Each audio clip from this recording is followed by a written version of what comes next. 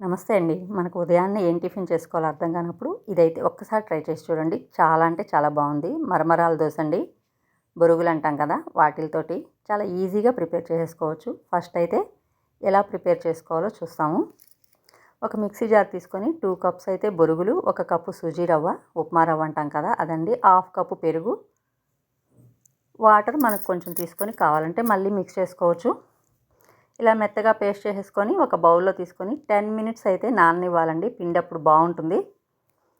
ఈ లోపల మనం వెజిటబుల్స్ కట్ చేసేసుకోవచ్చు. టమాటా అండి, సన్నగా కట్ చేసిన టమాటా, అలాగే పచ్చిమిర్చి మీ కారానికి తగ్గట్టు 1 లేదా 2 వేసుకోండి. ఒక ఆనియను, క్యారెట్ తురుము, కొత్తిమీర కూడా సన్నగా కట్ చేసుకొని కొత్తిమీర కూడా కలిపేసుకోండి.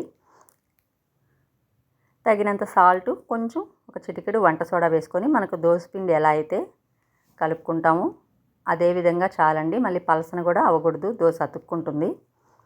దోసపిండిలాగే మనం కలిపేసుకొని ఇంకా దోశలు వేసుకోవడమేనండి. మనం పెనం పెట్టేసుకొని పెనం వేడెక్కాక ఆయిల్ పూసుకొని వేసుకోండి దోశలు అయితే.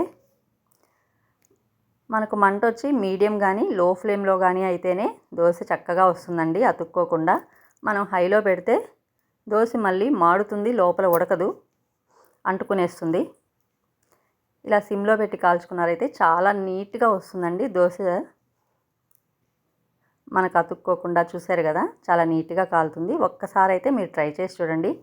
ఇందులోకి చట్నీ నేనైతే తెల్ల చట్నీ వేసుకున్నానండి. మనకు వేరుశనగపప్పు, తినేశనగపప్పు కలిపి వేసుకుంటాను, చాలా బాగుంటుంది. మీకు ఏది అలవాటైతే ఆ చట్నీ కానీ ఎర్రగారం కానీ దేనితో అయినా నంచుకోవచ్చు. ఒక్కసారి అయితే ట్రై చేసి చూడండి. నచ్చితే లైక్ చేయండి, సబ్స్క్రైబ్ చేసుకోండి. ఎలా కుదిరిందో కామెంట్ అయితే చేయండి. Thank you.